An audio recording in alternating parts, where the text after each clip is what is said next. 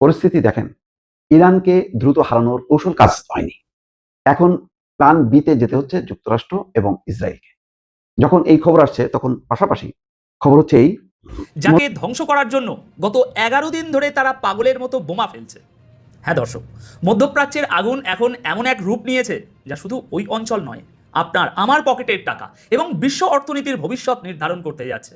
Iran বনাম America Israel যুদ্ধ একটি নতুন যুগে প্রবেশ করেছে এবং ইরান তার সর্বোচ্চ শক্তি দিয়ে চারদিকে বৃষ্টির মতো মিসাইল, ক্লাস্টার বোমা সহ আরো যা যা দরকার সব ছুড়ে যাচ্ছে শত্রুকে পরাস্ত করার জন্য। আয়াতুল্লাহ আলী খামেনেকে শেষ করতে পারলেও ইসলামিক রেভলিউশনকে তিনি শেষ করতে পারেননি আমেরিকার বিরুদ্ধে ইরানের যে সংগ্রাম, সেই সংগ্রামকে এতটুকু দমাতে। বরং আয়াতুল্লাহ পরিস্থিতি দেখেন, ইরানকে দ্রুত হারানোর কৌশল কাজ হয়নি। এখন প্ল্যান বিতে যেতে হচ্ছে যুক্তরাষ্ট্র এবং ইসরায়েলকে। যখন এই খবর আসছে তখন পাশাপাশি খবর হচ্ছে এই, মধ্যপ্রাচ্যে ইরানের হামলায় যুক্তরাষ্ট্রের 17টি স্থাপনা ক্ষতিগ্রস্ত। নিউ ইয়র্ক টাইমস বলছে 17টা স্থাপনা ইতিমধ্যে ক্ষতিগ্রস্ত হয়েছে। ফলে এখন অবস্থা হলো এই, আরেকটা খবর এসছে যে মধ্যপ্রাচ্যে অবস্থিত যুক্তরাষ্ট্র এবং ইসরায়েলে ব্যাংকে হামলার হুমকি ইরানের, অর্থাৎ তাদের আর্থিক প্রতিষ্ঠানগুলোকে পঙ্গু করে দেবে ইরান। মধ্যপ্রাচ্যে ছড়ায় ছিটে আছে অসংখ্য আমেরিকা এবং ইসরায়েলের ব্যাংক, সেগুলো টার্গেট করছে। তার মানে এখন শুধু নৌঘাটি, বিমান ঘাটি সেগুলো না, সেগুলি ছড়ায় যাচ্ছে এখন শহর অঞ্চলের দিকে। এই কারণে এখন প্ল্যান বিতে যেতে হচ্ছে। কি সেই প্ল্যান বি?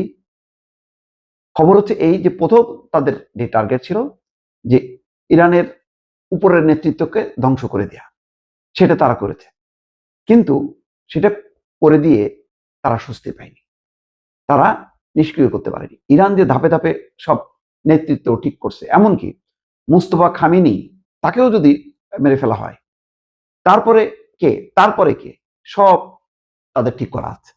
ফলে এই যে প্ল্যান এ সাকসেসফুল হয়নি। তারা একই সঙ্গে শীর্ষ নেতা সহ ইরানের বড় বড় অবকাঠামোতে হামলা করছে, তেল শোধনাগারে হামলা করছে, কোনো কিছুতে কাজ হয়নি। এখন যেটা বলা হচ্ছে যে তাদের যেই প্রথম প্ল্যানের মধ্যে শক্তিশালী মানে বিমান থেকে যে টনকে টন বোমা ফেলা হয়েছে, তাদের ইউরেনিয়াম সমৃদ্ধকরণ কেন্দ্র সেটা ক্ষতিগ্রস্ত সম্ভব হয়নি। বলা হচ্ছে যে এখন আর বিমান হামলায় সম্ভবপর হবে না। এমনকি যুক্তরাজ্যের ঘাঁটি থেকে উড়ে আসা B-2 থ্রিল্ড বোমারু বিমান উড়ালেও সেটা সম্ভব হচ্ছে না। এদিকে মানে বলছে যে ট্রাম্প যখন বলছে যে ইরানের শীর্ষ নেতৃত্ব শেষ, যুদ্ধ প্রায় শেষ হবার পথে এবং তারা হাঁটতে চলছে, তখন যুক্তরাষ্ট্রের নৌবাহিনী অঞ্চলটিতে তৃতীয় একটি বিমানবাহী নৌবহর মোতায়েনের প্রস্তুতি নিচ্ছে। তাহলে যদি তারা জিতেই যাচ্ছে প্রায়, তাহলে আবার নৌবহর মোতায়েন করছে কেন? তার মানে পারে নাই। এই যুদ্ধের শুরু থেকে বলা হচ্ছে যে এটা পরিকল্পনা মাফিক ছিল না। পরিকল্পনা ছিল ইরানের সর্বোচ্চ নেতা এবং ধর্মীয় ও বিপ্লবী গার্ড বাহিনীর যত বেশি সম্ভব শীর্ষ নেতাকে হত্যা করা, যাতে ইরানের ক্ষমতাসীনরা দুর্বল হয়ে ভেঙে পড়েন এবং তাদের শাসন ব্যবস্থাও যাতে ভেঙে পড়ে। কিন্তু এই পরিকল্পনা সম্পূর্ণভাবে ব্যর্থ হয়েছে। যেমনটি আগে থেকে এক মার্কিন গোয়েন্দা মূল্যায়নে বলা হচ্ছিল, ইরানি শাসন ব্যবস্থার নতুন নেতা মজুদ রয়েছে এবং সম্ভবত মোস্তফা খামেনি যদি নিহতও হন, সেক্ষেত্রেও দায়িত্ব নেওয়ার জন্য এক বা একাধিক নেতা প্রস্তুত আছে। তাই এই যুদ্ধের কৌশল এখন প্ল্যান বিতে পৌঁছেছে, যার উপাদান দুটি। একটা হচ্ছে অপেক্ষাকৃত কম গুরুত্বপূর্ণ অংশ হলো কুর্দি বা বালুচদের মতো সংখ্যালঘু গোষ্ঠীগুলোর সঙ্গে কাজ করে তাদেরকে বিদ্রোহী উৎসাহ দেওয়া, যাতে তারা ইরানকে টুকরো করতে পারে। এতে কিছু প্রভাব পড়তে পারে, কিন্তু উদাহরণ হিসেবে কুর্দিরা ইসরায়েলের উপরে আস্থা পাবে না, এমনকি আমেরিকার উপরও তারা আস্থা রাখবে না। দ্বিতীয় উপাদানটি অত্যন্ত গুরুত্বপূর্ণ, এটি ইসরায়েলের ঐতিহ্যগত সামরিক কৌশলের সঙ্গে সম্পর্কিত। তা হলো শত্রুর নিজের দেশে সমর্থনে চিড় ধরানো, অর্থাৎ তাদের ভিতরে বিভক্তি আনা। ইরানের শীর্ষ নেতৃত্ব, শাসন ব্যবস্থা যারা এখন নেতৃত্ব দিচ্ছে, তাদেরকে ভাঙন ধরানো। একটা হচ্ছে কুর্দিদেরকে উৎসাহ দিয়ে তারা যাতে মুভ করে তেহরানের দিকে, আরেকটা হলো শীর্ষ নেতৃত্বের মধ্যে চিড় ধরানো, যাতে তাদের মধ্যে মনোবল ভেঙে যায়। আর তৃতীয় আর একটা হচ্ছে ব্যাপকভাবে বেসামরিক এলাকা ধ্বংস করা, যেটা এখন লেবাননে প্রয়োগ করা হচ্ছে। কিন্তু শেষ পর্যন্ত প্ল্যান এ ব্যর্থ হয়েছে।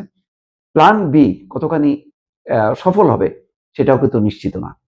তার মানে হচ্ছে এই যুদ্ধ প্রলম্বিত হবে, কিন্তু এর মধ্যেই আমেরিকা ধাক্কা খেয়েছে যখনই হরমুজ প্রণালীর উপর পূর্ণ নিয়ন্ত্রণ ইরানের, এবং আজকে ইরানি বাহিনী হরমুজ প্রণালীর 3টা জাহাজের উপর হামলা করেছে, তার মধ্যে একটা আগুন ধরে গেছে।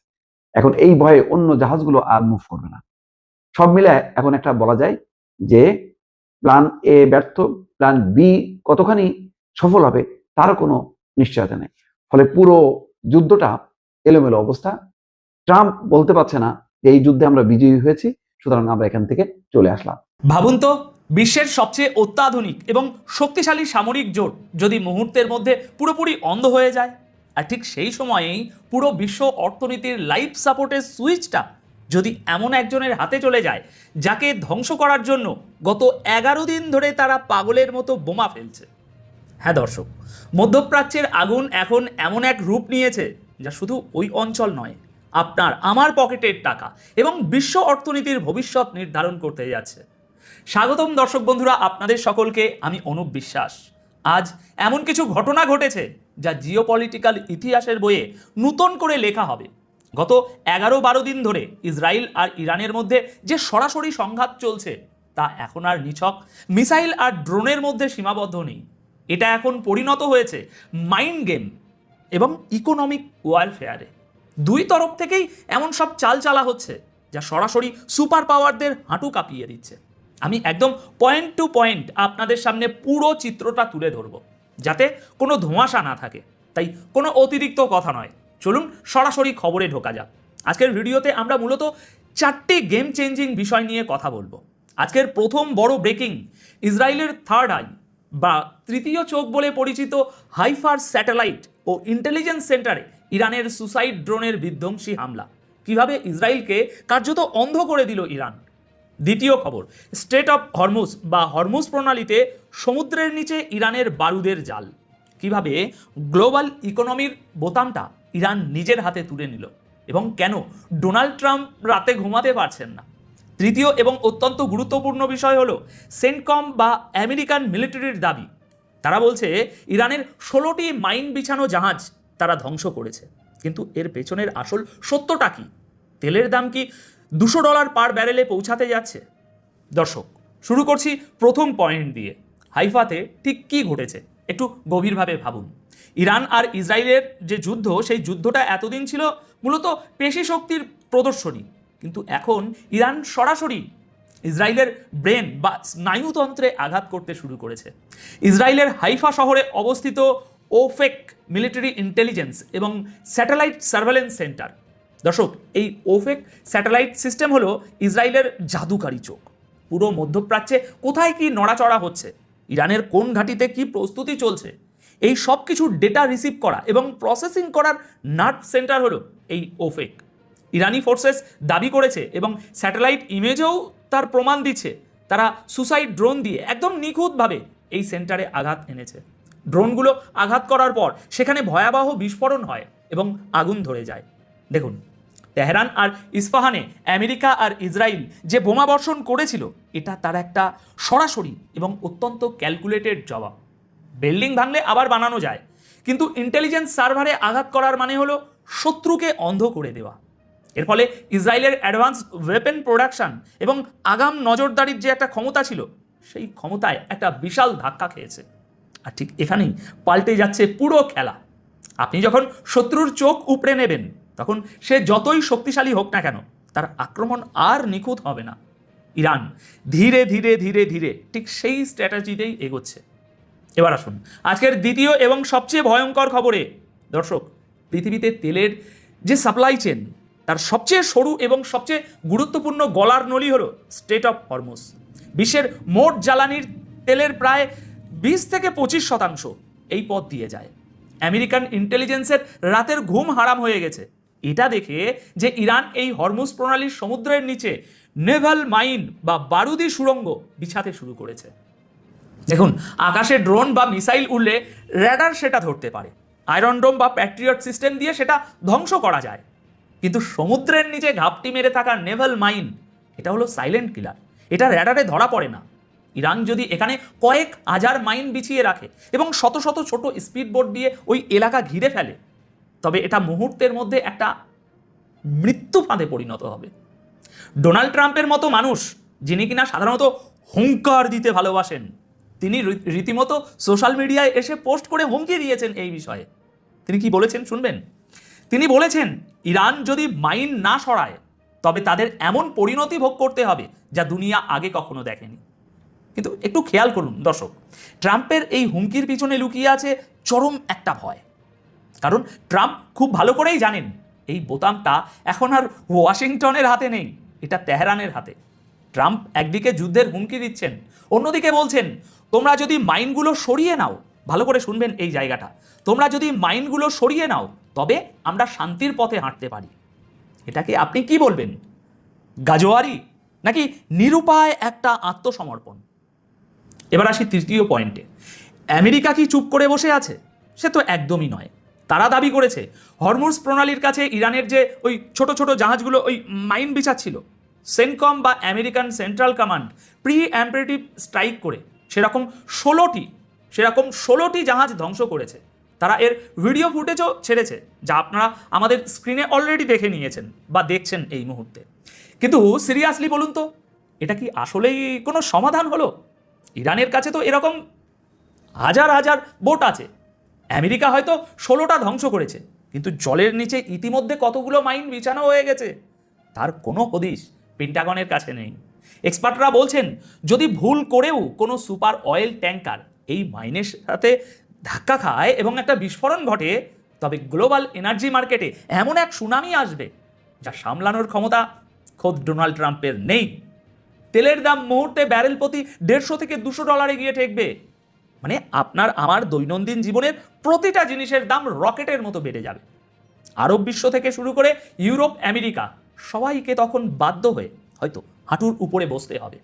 আমেরিকা এই মুহূর্তে হরমুজের আকাশে নেভি আর এয়ারফোর্সের চক্কর কাটাচ্ছে ঠিকই, কিন্তু সমুদ্রের নিচের ওই অদৃশ্য আতঙ্ক তাদের স্নায়ুর উপর প্রচণ্ড চাপ ফেলছে। এবার চতুর্থ এবং সবচেয়ে ইন্টারেস্টিং পয়েন্ট হলো আমেরিকার প্লে স্টেশন। দর্শক, যুদ্ধ শুধু গোলাগুলি দিয়ে হয় না, ইনফরমেশন বা তথ্যের যুদ্ধটাও সমান জরুরি।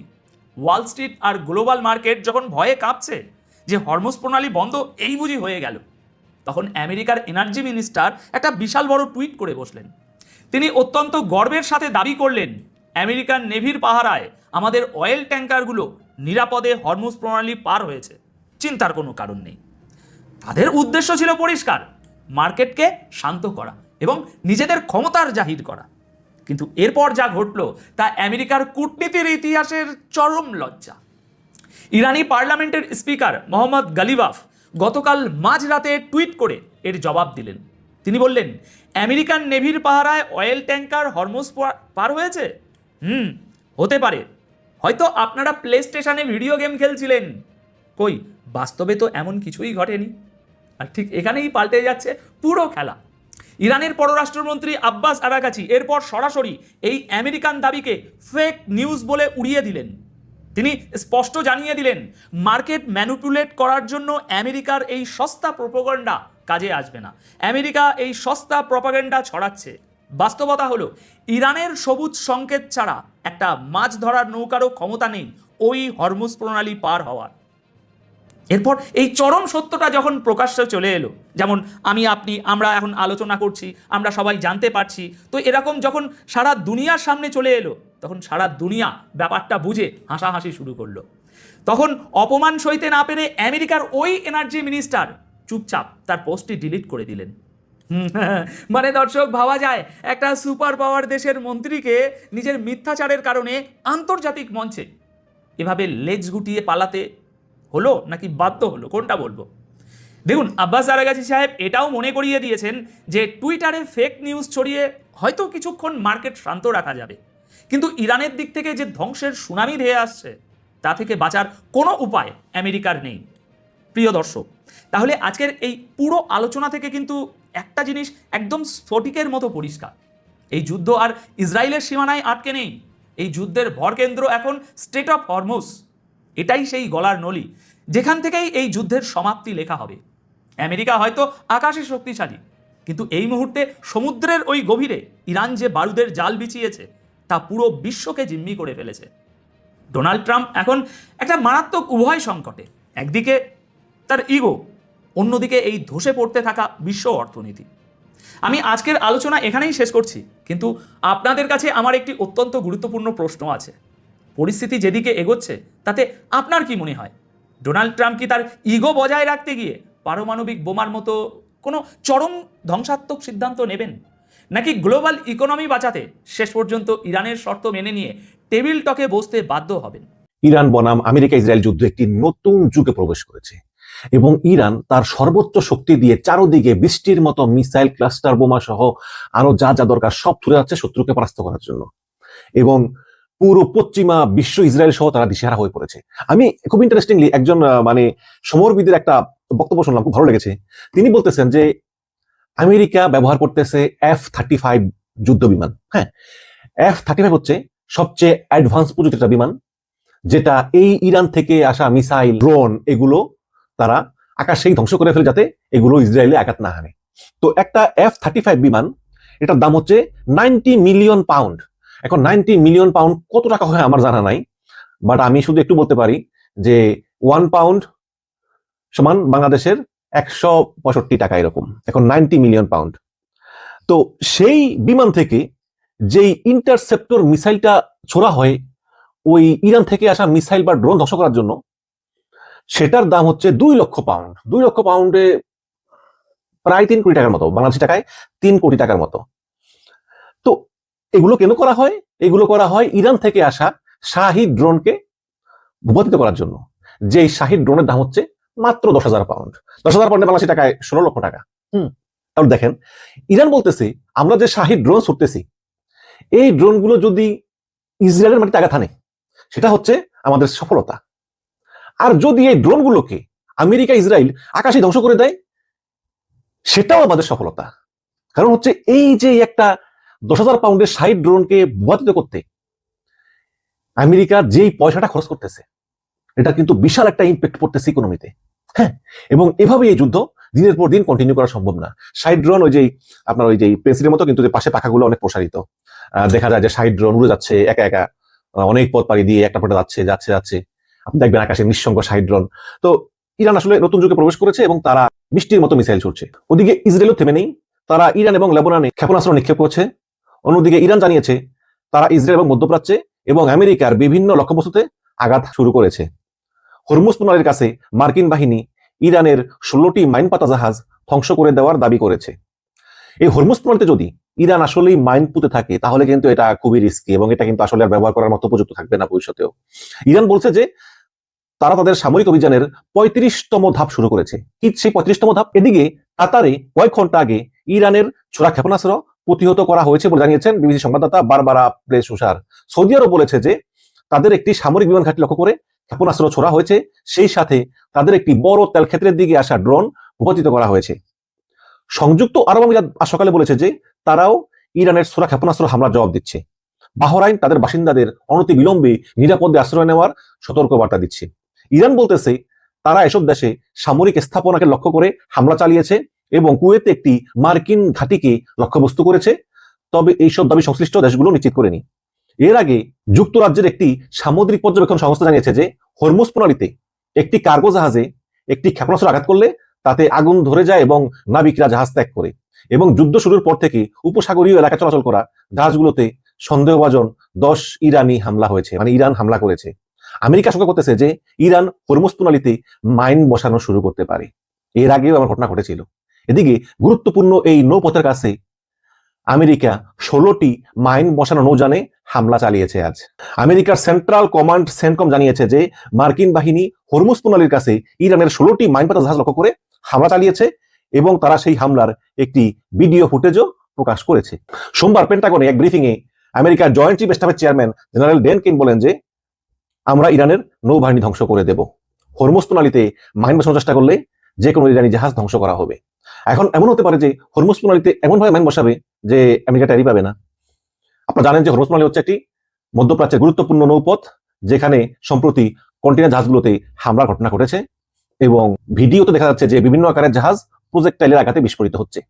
মধ্যপ্রাচ্যে কয়েকটি মার্কিন সামরিক ঘাঁটিতে হামলা চালিয়েছে ইরান, জানিয়েছে দেশটির গণমাধ্যম। ইরানের ইসলামিক রেভলিউশনারি গার্ড কর্পস তারা বলেছে যে কাতারের আল উদেইদ, কুয়েতের ক্যাম্প আরিফজান এবং ইরানের হারিতে অবস্থিত মার্কিন সামরিক ঘাঁটিগুলোতে ক্ষেপণাস্ত্র হামলা চালানো হয়েছে। রাষ্ট্রীয় সংবাদ মাধ্যম ISNA এই বিবৃতি শেয়ার করে জানায় যে বড় পরিসরের এই হামলায় মধ্যপ্রাচ্যের এই অঞ্চল জুড়ে থাকা মার্কিন পঞ্চম নৌবহরেও হামলা চালানো হয়েছে এবং এতে মার্কিন সেনাবাহিনীর অপারেশনাল অবকাঠামো পুরোপুরি ধ্বংসপ্রাপ্ত হয়েছে। আরেক পোস্টে বলা হয়েছে যে যুদ্ধ শুরুর পর থেকে এটাই হচ্ছে ইরানের পক্ষ থেকে সবচেয়ে ভয়াবহ এবং বিশাল অভিযান। এই বিষয়ে কোনো মন্তব্য করেননি মার্কিন কর্মকর্তারা, মানে তারা এটা মিথ্যা বলেননি আবার সত্যও বলেননি। ওদিকে বার্তা সংস্থা AFP সাংবাদিক জানিয়েছেন যে আজ বুধবার কাতারের রাজধানী দোহায় কয়েকটি বিস্ফোরণের শব্দ শোনা গেছে। এ নিয়ে উপসাগরীয় অঞ্চলে ইরানের হামলার 12তম দিনে গড়িয়েছে। কাতারের স্বরাষ্ট্রমন্ত্রী জানিয়েছেন যে দেশটি এখন নিরাপত্তার ঝুঁকি উচ্চ পর্যায়ে রয়েছে, সেজন্য জননিরাপত্তার স্বার্থে সবাইকে ঘরে থাকার এবং বাইরে না যাওয়ার এবং ঘরে থেকে দরজা জানলা বন্ধ করে এবং দরজা জানলা থেকে দূরে থাকার অনুরোধ জানিয়েছেন কাতার সরকার। এবং ইরানে যুদ্ধ শুরু হওয়ার পর থেকে সাম্প্রতিক সময়ে তেলের দামই তীব্র ওঠানামা করতেছে। তবে আজ বুধবার সকালে এশিয়া তেলের দামটা কিছুটা কমেছে। আমেরিকাতে লেনদেন হওয়া তেল ব্যারেল প্রতি $83.35। সোমবার তেলের দাম উঠেছিল $120, এখন তা কিছুটা কমেছে। এদিকে হরমুজ প্রণালীর কাছে অজ্ঞাত ক্ষেপণাস্ত্রের আঘাতে, মানে অজ্ঞাত বলতে হয়তো ইরানের হবে, একটি কন্টেইনার জাহাজ ক্ষতিগ্রস্ত হয়েছে বলে জানিয়েছেন। তারা জানায় যে আরব আমিরাতের উপকূল থেকে প্রায় 46 কিলোমিটার দূরে জাহাজটি আঘাতের শিকার হয়। এদিকে লেবাননের রাজধানী বৈরুতে নতুন করে ইসরায়েলি বিমান হামলা হয়েছে এবং হামলার পরপরই বৈরুতের দক্ষিণ অঞ্চলে ভয়াবহ এক বিস্ফোরণের ঘটনা ঘটেছে। সেই বিস্ফোরণের ছবি এবং ভিডিও প্রকাশিত হয়েছে। আপনারা জানেন যে ইসরায়েল লেবাননে যে হিজবুল্লাহ আছে, ওই হিজবুল্লাহ ইরানের বন্ধু, এই কারণে হিজবুল্লাহের উপর ইরান বিমান হামলা চালায়। সেখানে ইরান প্রতিদিনই বিমান হামলা চালাচ্ছে। ইসরায়েল বলতেছে যে তারা শুধুমাত্র হিজবুল্লাহর যে অবকাঠামো সেখানে বিমান হামলা করতেছে, বাট আমরা জানি যে লেবাননের উপর ইসরায়েলের বিমান হামলায় এ পর্যন্ত প্রায় 400-500 লোক মারা গেছে। প্রতিরক্ষা মন্ত্রী বলেছেন যে ইরানের উপর তীব্র হামলা করা হবে এবং করেছেও। তারা তো করে যাচ্ছে ইরানের উপর হামলা, কিন্তু ইরান চুপ করে আছে। আবার ভারত একটু হেল্প করছে আমাদেরকে, তেল সরবরাহ একটা পুরানো একটা চুক্তি আছে ভারতের সঙ্গে। তো এই পাইপলাইনের মাধ্যমে, আচ্ছা ভারতের সঙ্গে মানুষের কোনো পাইপলাইন আছে কিনা জানি না, ভারত পাইপলাইনের মাধ্যমে গত মঙ্গলবার 5000 টন ডিজেল বাংলাদেশে পাঠিয়েছে। এটা নিশ্চিত করেছেন Bangladesh petroleum corporation BPC chairman Mohammad Rezanur Rahman. ইরানের পার্লামেন্টের স্পিকার বলেছেন, মোহাম্মদ বাকের বলেছেন, ইরান যুদ্ধবিরতি চায় না। আমরা অবশ্যই যুদ্ধবিরতি চাই না, কারণ আমরা মনে করি আগ্রাসনকারীদেরকে এমন ভাবে শিক্ষা দিতে হবে, এমন ভাবে জবাব দিতে হবে যাতে তারা ভবিষ্যতে আমাদের এই প্রিয় ইরানে আর হামলার কথা কোনোদিন কল্পনা করতে না পারে। এদিকে ইসরায়েলে মঙ্গলবার 2339 জন ব্যক্তিকে হসপিটালে নেওয়া হয়েছে, যার মধ্যে 95 জন এখনো চিকিৎসাধীন, আবার যাদের অবস্থা অতিমাত্রায় সংকট থেকে কম সংকট বলা রয়েছে। ইসরায়েলের প্রধানমন্ত্রী বেনিয়ামিন নেতানিয়াহু বলেছেন যে ইসরায়েলের সামরিক অভিযানে ইরানের শাসন ব্যবস্থা গুড়িয়ে দেওয়া হয়েছে। এখন এই যে আমেরিকা ইসরায়েল বলতেছে ইরানের শাসন ব্যবস্থা গুড়িয়ে দেওয়া হয়েছে, গুড়িয়ে দেওয়া হলে এই ইরান থেকে ক্ষেপণাস্ত্রগুলো কারা পাঠায়? ইরান থেকে যে 20টির মতো ক্ষেপণাস্ত্র ইসরায়েলে মার্কিন ঘাঁটিতে আরব কান্ট্রিগুলোতে পাঠানো হচ্ছে, এগুলো কারা পাঠায় আমি জানি না, এটাই নেতানিয়াহু ভালো বলতে পারবে। এদিকে আমেরিকার তুলনায় সামরিক শক্তিতে পিছিয়ে থাকলেও ইরান একাধিক ফ্রন্টে পাল্টা হামলা চালিয়ে যাচ্ছে। অনেক সমরবিদরা মনে করেন যে বাইরে থেকে ইরানের হামলা সুশৃঙ্খল মনে না হলেও বাস্তবে এটি আমেরিকার মতো শক্তিশালী প্রতিপক্ষকে বেকায়দায় ফেলার একটি পুরানো কৌশল। কি সেই পুরানো কৌশল? আমেরিকা এবং ইসরায়েল হামলার প্রথম দিনেই ইরানের সর্বোচ্চ নেতা আয়াতুল্লাহ আলী খামেনি নিহত হওয়ার পর অনেকের কাছে আমেরিকা ইসরায়েলের বিরুদ্ধে ইরানের পাল্টা হামলা নেতৃত্বহীন এবং অগোছালো মনে হয়েছিল।